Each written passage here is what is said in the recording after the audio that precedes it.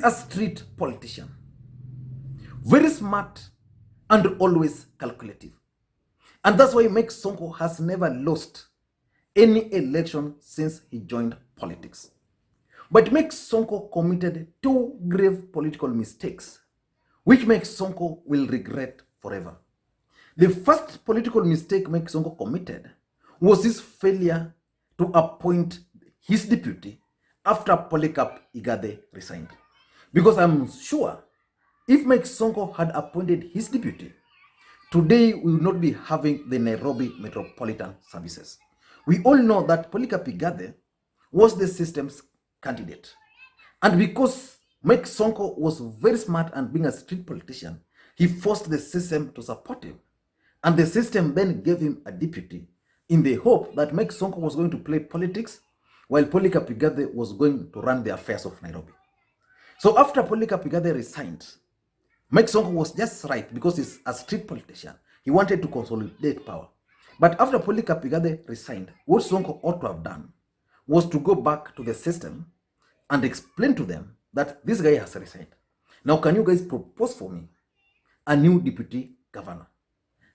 With that, I'm sure Mike Sonko, even if he was facing all these other problems, he would today be a governor outside office, but with a deputy governor running Nairobi. So the situation would have been different than the way it is today with the Nairobi Metropolitan Services. So that's the first political mistake Mike Sonko committed. The second political mistake Mike Sonko committed, in my view, was the signing of the deed of transfers. We all remember that on 18th March 2020, Mike Sonko was summoned to Statehouse. And the instructions were very clear. Reach Statehouse within 15 minutes. And of course, by the time Statehouse were placing that particular call, they already knew that Mike Sonko was just around. So it was possible for him to reach there in 15 minutes. So when Mike Sonko arrived at Statehouse, he found people waiting there. So there was the president, there was the minister for devolution, there was senior government official. And Mike Sonko was given the deed of transfer to sign. And by agreeing to sign that transfer, I remember opining on this platform that Mike Sonko's term as the governor was actually coming to an end, because the deed transferred 4 key functions of Nairobi County government, and Mike Sonko was left with around 10. But you know, kwa nyama, hata mkenda kuwinda, when you go hunting and you kill an antelope, there are normally some parts which are important. So all these 4 functions were the core for Nairobi. And Mike Sonko became the governor of Nairobi because he wanted to enjoy power. And by transferring these 4 functions, the health, the transport, the planning and development, and public works, effectively Mike Sonko became just a governor in name. And President Uhuru Kenyatta, after Sonko signed that deal, created the Nairobi Metropolitan Services. And the president then appointed Major Badi as the Director General. So today in Nairobi County, we have a governor without portfolio and a major who is running the city. And of late, Mike Sonko has been trying to regain control of Nairobi. But Mike Sonko has failed. And just to go back a bit, when Mike Sonko signed this deed, why did he sign it? When he signed it, he explained to people, when now he started seeing the light, he explained that the reason he signed this was because he was not allowed to read it. And he claimed that had he read it, he would not have signed it. So that was then. Then today, Mike Sonko is claiming that he was at Statehouse. And when he arrived at Statehouse, alipewa pombe. Let me just read for you what Mike Sonko is trying to say. So he's saying, I was not sober. Hawa watu wa Statehouse wali confuse na pombe kwanza. By the time I was meeting the president for the signing, I was just seeing zigzags. Yeah. So it means Mike Sonko is regretting signing that transfer of deeds. But I've been asking myself, can Mike Sonko regain the control of Nairobi? And does he still enjoy the support of the residents of Nairobi the way he used to do? Because the people of Nairobi voted for Governor Evans Kidero. Evans Kidero was a highly respected bureaucrat. And the Nairobians had high hopes on Kidero. He had education, he had everything, he was moneyed. But the people of Nairobi believed that Kidero failed. Then came in Governor Sonko, a man they voted for. But this guy also failed. But the question is, can Governor Sonko regain control of Nairobi? In my view, Mike Sonko should forget. What Sonko need to do, and I've advised him severally, is simple. Find a way of working with Major General Mohamed Badi. No any other option for him. Because of the following reasons. These are the reasons why Sonko will not succeed in gaining control of Nairobi. Number one is that Major Badi now has the confidence of the residents of Nairobi. This is a guy who was appointed when there was total confusion in Nairobi. Nairobi was a shame. Governor would go to France, dance in the streets of France.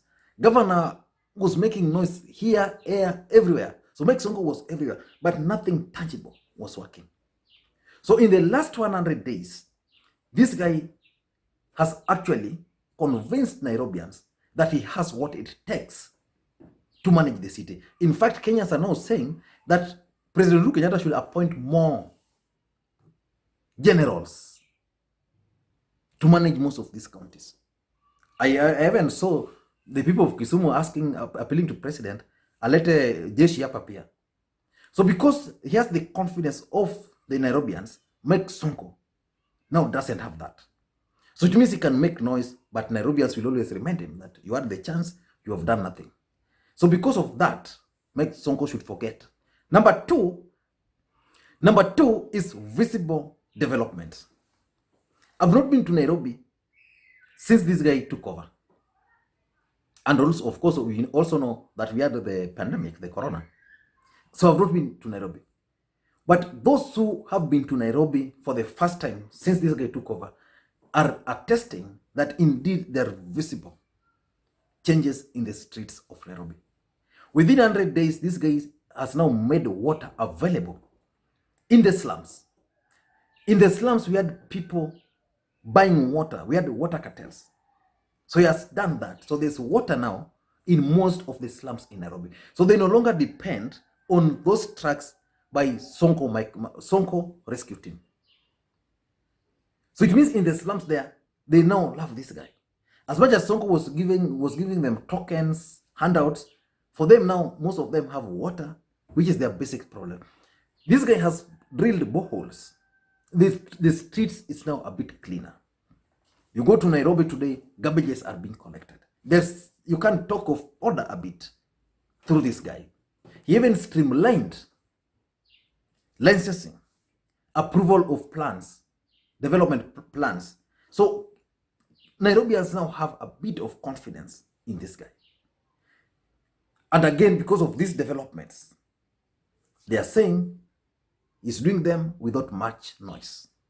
Number three, why Sonko is not going to succeed, is that Badi has full support of President Uhuru Kenyatta. When he took over, Sonko declined to give him money to operate, to approve the budget. But because he has the support of the president, he continued. And the other day, when Sonko announced that he wanted to take control of Nairobi, he organized some people and demonstrated up to City Hall. What happened next was the fact that the president then went and appeared at night at Mukuru kwa Jenga slums with Major Badi. At night, for those who remember. So the president was actually sending a message to Mike Sonko that I have confidence in this guy. So I don't think Mike Sonko will succeed. The other reason why the president has confidence in this guy is the fact that the system or the central government had always wanted Nairobi to be part and parcel of central government. They wanted to control Nairobi. That's why they ensured that ODM did not control Nairobi through a governor. Mike Sonko, if you go into real politics, might not have won that election. He was aided by the system because the system wanted to control Nairobi and control central government. And because of that particular interest the central government or Uhuru Kenyatta has in Nairobi, he was not going to allow Mike Sonko to come in again. Mike Sonko is going to just be managed. Uhuru calling him here and there. He makes those noises, he's not arrested. Because the other thing we must agree, that before the transfer of deeds, Mike Sonko had been cornered. In fact, something always tells me that Mike Sonko signed this transfer of deeds as a way of negotiating for his freedom. This guy had been arrested in one of the most inhumane way. This guy was being investigated for corruption, and of course, up to now, his private office is being raided. This guy had been barred from accessing his office, so it was just Sonko. But now, at least he can drive in the street of Nairobi, go here, go there, with the flag as a governor. And the other guy is now working. So because of that, the president is not going to allow Mike Sonko to come back as a governor. Number 4, I think the people of Nairobi now agree that there is less drama in the city. This guy is just working. And of course, if you do good things, you don't have to publicize them. People will take note. People are taking note of what this guy has done in the city of Nairobi. In the slums, people are taking note of the improvements he's doing. Today in Nairobi, there are major roads, and they are done at a very cheap cost. Yeah, most of them with the help of NYS and the rest. So, because of less drama, at least the people of Nairobi are now very happy. They are now very confident that at long last, they have leadership. Before that, we would hear Sonko, Elashi, Sonko, Guyo, Elashi, Guyo, those kinds of drama we are witnessing in Nairobi. So now in Nairobi, there's less drama. This guy is working. How many lands has this guy repossessed? He has done it, public lands, several, without making a noise. The other time he went to a site where construction workers were in full military fatigue. Watu walitoka mbio, and he managed to secure that government property. So he's working in less drama, and people really, really love it. And number 4, I think because of the corruption cases against Sonko. Nairobi is very lucrative county, if you have that word.